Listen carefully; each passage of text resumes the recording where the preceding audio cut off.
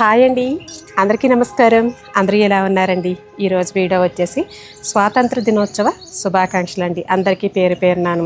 స్వతంత్ర దినోత్సవం వేడుకలు ఇప్పుడు జనరేషన్ మన పిల్లలు చదివే స్కూల్లో ఎలా చేస్తున్నారు, మనం గత 25-30 సంవత్సరాల క్రితం వెళ్ళిపోతే మనం చదువుకున్నప్పుడు మనం సెలబ్రేషన్ ఎలా చేసుకునే వాళ్ళం అని చిన్న చిన్న మెమరీస్ ఉంటాయి కదా, అవి గుర్తు చేసుకోవాల్సిన రోజైతే వచ్చిందండి. ఎందుకంటే ఈరోజు నేను మార్నింగ్ మా సిస్టర్ వాళ్ళ అమ్మాయి ఉంటుందండి, తను రాగానే ఏంటి వాళ్ళ స్కూల్ లేదా అంటే జెండా ఎగరేస్తారు కదా, వెళ్ళాలి కదా అని అనేసి అంటే, లేదా అంటే 10th క్లాస్ వాళ్ళ చేత వేపిస్తారంట అదంతా కూడాను, తర్వాత మాకైతే హాలిడేస్ ఇచ్చేశారు అని అనేసి. అసలు ఎంత బాధ అనిపించిందంటే నాకు, మనం అప్పట్లో జరిపిన సెలబ్రేషన్స్లో చిన్నపిల్లలకే పెద్దవాళ్ళకి లేదు, పెద్దవాళ్ళకి చిన్నపిల్లలకి లేదు అనేది ఏం లేదు కదండి. అసలు అలా ఎందుకు పెట్టారో నాకు అర్థం కాలేదు. ఇంత దారుణంగా మారిపోతాయండి రోజులు. మనం త్రివర్ణ పతాకం జెండాను ఈ రోజున మనం ఒక్కరోజు సంవత్సరంలో ఒకరోజు ప్రతి దానికి వాల్యూగా ఇచ్చి, మనం August 15th రోజునే మనకు స్వతంత్రం వచ్చిందని చెప్పేసి ఈ రోజున మనం ఈ త్రివర్ణ పతాకాన్ని ఎగరేసి ఎంత గౌరవిస్తున్నామో, అలాగే దానికి సంబంధించి అమరవీరులు ఎంతోమంది త్యాగం చేసి మనకి స్వతంత్రం తీసుకొచ్చిస్తేనే ఈ రోజున మనం స్వతంత్రంగా మాట్లాడే హక్కు, ఏదైనా పని చేయగలిగిన హక్కు, మనం స్వతంత్రంగా బతకగలిగిన హక్కుని మనం సంపాదించుకున్నాం. దీని వెనక ఎంతోమంది కష్టం ఉందండి. అవన్నీ కూడా పిల్లలకి తెలియాలి కదా, ఇప్పుడు జనరేషన్ పిల్లలకు కూడా తెలియాలి కదా. తెలియజేయకుండా ఏంటో మొక్కుబడిగా అదొక పండగలాగా, అదొక ఫెస్టివల్ లాగా అయిపోయిందండి. ఇంకా ఏదో రావడం, పెద్దవాళ్ళ చేత ఏదో ప్రిన్సిపల్ ఎవరో ఉంటారు వాళ్ళ చేత జెండా ఎగరేయడం, ఏదో ఆ 10 మందికి చాక్లెట్టో బిస్కెట్టో ఇవ్వడం, అంతవరకే. ఏం సెలబ్రేషన్స్ అండి అసలు? ఇదేనా మన జెండాని మనం గౌరవించే విధానం? తప్పు కదా. నాకు అదే అనిపించి నేను మీకు వీడియో చేయాలని చెప్పేసి చేస్తున్నానండి. ముందుగా మన చిన్నప్పుడు వెళ్ళిపోతామండి. ఇంక ఇప్పుడు వాళ్ళని మనం మార్చాలంటే అమ్మో తలకాయ నొప్పండి. ఏంటంటే అసలు ఎంత ఇలా తయారయ్యారంటే ప్రతి విషయంలోనూ అలాగే ఉందండి. మొత్తుకుంటున్నారు, ఎంతోమంది వీడియోస్ రూపంగా చేసి మొత్తుకుంటున్నారు, పబ్లిక్గా చెప్పి కూడా మొత్తుకుంటున్నారు. అయినా సరే అంతకంతకి ప్రతి విషయంలోనూ కూడా చాలా చాలా తక్కువ చేసేసుకుంటున్నామండి మనమే. సరే, మన కాలం వైపు వెళ్తే కనుక మనకి ఒక 10 రోజుల ముందే వీటికి సంబంధించి సెలబ్రేషన్స్ స్టార్ట్ అయిపోయాయండి. అవి ఎలా అంటే చదువుకు సంబంధించి ముందు పిల్లలకి మొత్తం అన్ని క్లాసులు 1 నుంచి 10వ తరగతి వరకు కూడాను వాళ్ళందరికీ కూడాను ఎస్ఐ రైటింగ్, పర్యావరణం మీదే కావచ్చు, ఏదైనా ఒక మంచి టాపిక్ ఇచ్చి దాని మీద అనర్గళంగా రాయడం, తప్పులు లేకుండా మంచి మ్యాటర్ ఉండాలి. లేదంటే అది చదివి చెప్పడం చక్కగా అర్థమయ్యే విధంగా. ఇవి 2 పోటీలు. దాని తర్వాత పద్యాలు, తెలుగులో మనకి సుమతి శతకాలు, వేమన శతకాలు ఇవన్నీ ఉన్నాయి కదండి. వీటన్నింటినీ పట్టి చూడకుండా చెప్పాలి. ఎన్ని పద్యాలు చక్కగా స్పష్టంగా చెప్తే వాళ్ళకి ఒక మంచి ప్రైజ్ మనీ. ఇలా ప్రతిదానికినండి ఆటలు, పాటలు, ముగ్గులు, ఇలా అన్నీ కూడానండి మగవాళ్ళకి ఆడవాళ్ళకి ఇచ్చేసి చక్కగా ఈ ప్రిపరేషన్స్ అన్నీ 10 రోజులు 15 రోజుల ముందు అవుతాయి కదా. చక్కగా విన్ అయిన వాళ్ళని పేపర్ మీద రాసుకొని ఆ లిస్ట్ అంతా కూడాను ఎందులో ఎవరైతే పాస్ అయ్యారో చక్కగా గెలిచారో ముందు ఫస్ట్, సెకండ్, మళ్ళీ 3rd ర్యాంక్ కూడా ఇచ్చేవారండి, 3rd ప్రైజ్ కూడా ఇచ్చేవారు. ఇవన్నీ కూడా పిల్లలకి చక్కగా మామూలుగా యాక్టివిటీస్ లాగా చక్కగా మళ్ళీ అదేంటంటే ఇంకా ఉత్సాహం మాట. ఇంకా August 15th అంటే మాకు ఏదో తెలియని పండగ మాట. అసలు పిల్లలకి అంత బాగుండేది. దాని తర్వాత ఈ ప్రైజ్ మనీలు అన్నీ కూడా ఎలాగనుకుంటున్నారు, August 15th రోజున పెద్ద ప్లే గ్రౌండ్ ఉండేది. ఆ గ్రౌండ్ అంతా కూడా నీట్గా తుడిచేయడం, చక్కగా బ్లీచింగ్ పౌడర్ లాంటిది ఏది కూడా మనకి బ్యాడ్ స్మెల్ అనేది రాకుండా చక్కగా బ్లీచింగ్ పౌడర్ అంతా జిమ్మేసేవారండి. చక్కగా ఎక్కడైనా వాసన వస్తే ప్లేసుల్లోనూ నీట్గా క్లీన్ చేసేసిన తర్వాత చక్కగా పెద్దవాళ్ళని పిలిచేవారు ముందు, గెస్ట్లు కానీ ఆ ఊర్లో పెద్ద మనుషులు ఎవరైతే ఉంటారో వాళ్ళని చక్కగా గౌరవప్రదంగా పిలిచేవారు అన్నమాట. పిలిచిన తర్వాత స్టేజ్ ఏర్పాటు చేయడం కూడా ఎలాగనుకుంటున్నారో, ఆ గ్రౌండ్ మొత్తం కూడాను రంగురంగుల పేపర్స్ తోటి చక్కగా డిజైన్ చేసి, మళ్ళీ అది కూడా మాకే పని, పిల్లలందరి చేత కటింగ్ చేయించేవారు. చక్కగా డిజైన్ కటింగ్ చేయించి అవన్నీ కూడా మైదా అండి ఉడకబెట్టి ఆ మైదాతోటి చక్కగా ఆ దారాలకి పురుకాసులు, ఆ దారాలకి చక్కగా అంటించేసి డిఫరెంట్గా చక్కగా డిజైన్ వచ్చేటట్టు చక్కగా దాన్ని డెకరేట్ చేయడం గ్రౌండ్ అంతా. రంగురంగుల పేపర్లతో ఎంత అందంగా ఉండేదోనండి నిజంగాను. అది అయిపోయిన తర్వాత పెద్ద జెండా దాంట్లో లోపల అన్నీ కూడా గులాబీ రేకులు అన్నీ కూడా చక్క పువ్వుల రేకులు అన్నీ కూడా వేసి అందులోని పెట్టడం.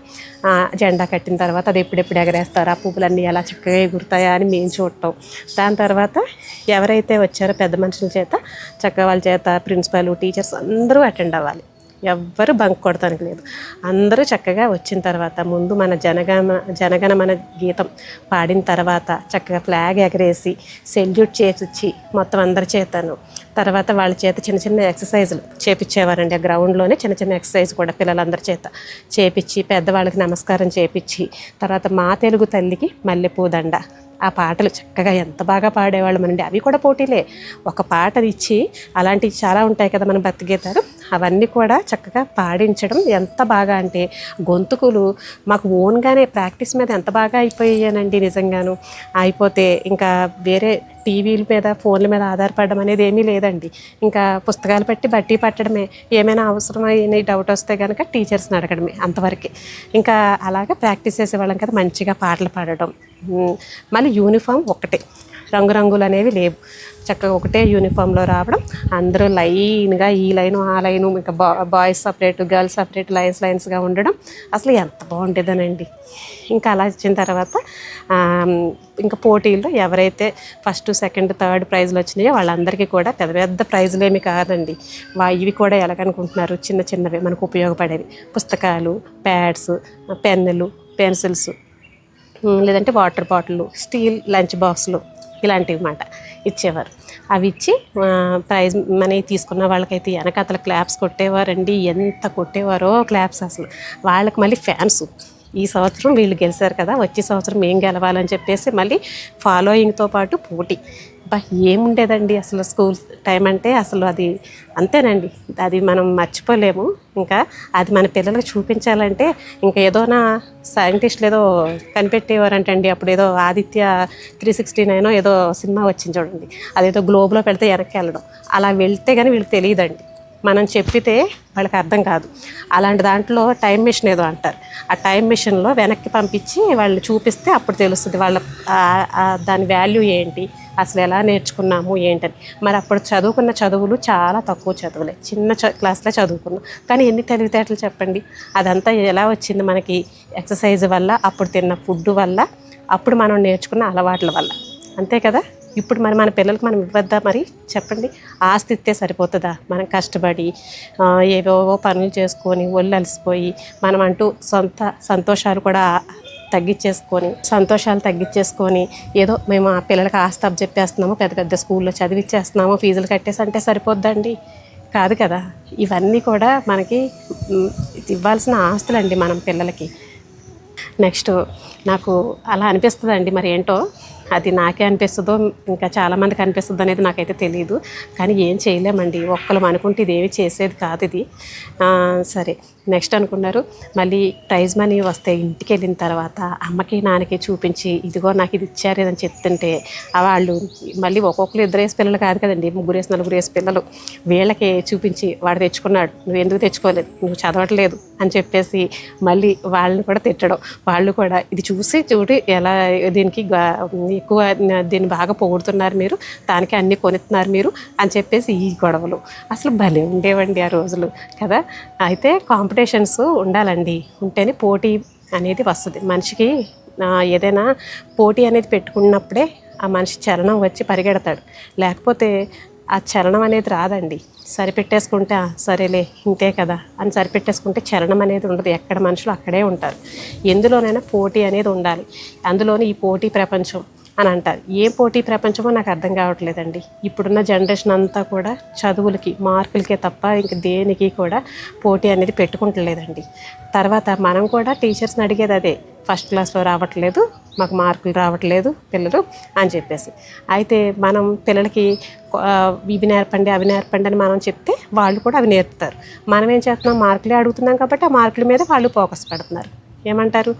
సరే, ఇదంతా పక్కన పెడితే అంతేకాకుండా స్టేజ్ మీద పెద్దవాళ్ళ చేత ఈ ప్రైజ్ మనీ అంతా కూడా పిల్లలకి ఇప్పించిన తర్వాత వాళ్ళు హ్యాపీగా ఇంకా మాకు ప్రైజ్ మనీ వచ్చేసిందని చెప్పేసి అందరిగా అలా కూర్చొని ఒకరికో ముఖం ఒకరు చూసుకుంటూ చక్కగా సంతోషంగా ఉన్న టైంలో ఇంకా మన దేశభక్తి గురించి కాసేపు స్పీచ్ ఇచ్చేవారండి. మనకి అమరవీరులు ఎవరైతే మనకు స్వాతంత్రాన్ని తీసుకొచ్చి సంపాదించి ఇచ్చారో వాళ్ళందరి గురించి కూడా పిల్లలకు అర్థమయ్యే మాటలు విధంగా అర్థమయ్యే విధంగా ఆ మాటల్లో చక్కగా చెప్పడం, తర్వాత వాళ్ళని మనం తిరిగి మళ్ళీ సత్కరించడం, తర్వాత మనకి ఎంతో ఇష్టమైన పిల్లలు లాస్ట్ మినిట్ల వరకు కూడా చూసేది ఏంటంటే ఈ మిఠాయి, నేతి మిఠాయి అండి. చక్కగా ఆ బెల్లంతో చేసింది మిఠాయి పొడిలాడుతూ ఉండేదండి. ఇంతంత పెద్ద పెద్ద గుళ్ళతోటి పొడిలాడుతూ ఉండేది ఆ మిఠాయిని. ఇంతంత దోశల్లో అలాగా చేస్తే అలా తిరుగుకుంటూ వెళ్ళిపోయేవాళ్ళం అండి అప్పట్లోనూ. అసలు ఎంత బాగుండేదోనండి నిజంగా. ఇప్పుడు చాక్లెట్ బిస్కెట్ కదా, ఇవి మన మెమరీస్. అప్పట్లో మన మెమరీస్ అవి కదా. ఆ నేతి మిఠాయి తినుకుంటూ ఇంకా ఒకరికొకరు ప్రైజ్ మనీ చూసుకుంటూ చక్కగా మళ్ళీ వెళ్ళి మధ్యాహ్నం పూట కాసేపు ఇంకా భోజనం చేసి రెస్ట్ తీసుకోవడం, ఈవినింగ్ మళ్ళీ ఆటలు పాటలు ఇలా ఉండేదండి. అంటే హాఫ్ డే మొత్తం కూడా స్కూల్లోనే ఎంజాయ్ చేసేవాళ్ళం. ఇలా మనకి స్వతంత్ర దినోత్సవం వేడుకల్ని ఆగస్ట్ 15ని చాలా చక్కగా చేసుకునేవాళ్ళం అండి. కాకపోతే ఇప్పుడు రోజుల్లో పిల్లలకి ఏంటంటే హాలిడేస్ ఇచ్చేస్తే చాలు అన్నట్టుగా వీళ్ళు చూస్తున్నారు. అప్పట్లో మనమైతే అసలు ఆ ఆలోచనే లేదండి, హాలిడే గురించి ఆలోచనే లేదు.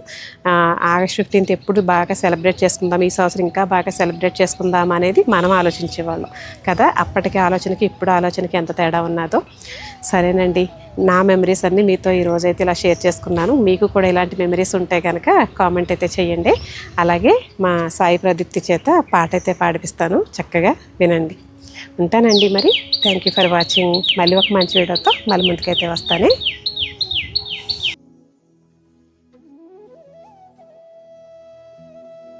जनगण मन अधिनायक जय है भारत भाग्य विधाता। पंजाब सिंध गुजरात मराठा द्राविड़ उत्कल गंगा, विंध्य हिमाचल यमुना गंगा उच्चल जलधि तरंगा। तब शुभ नाये जागे, तब शुभ आशीष मागे, जागे तब जय दाता। जन गण मन अधिनायक जय है भारत भाग्य विधाता।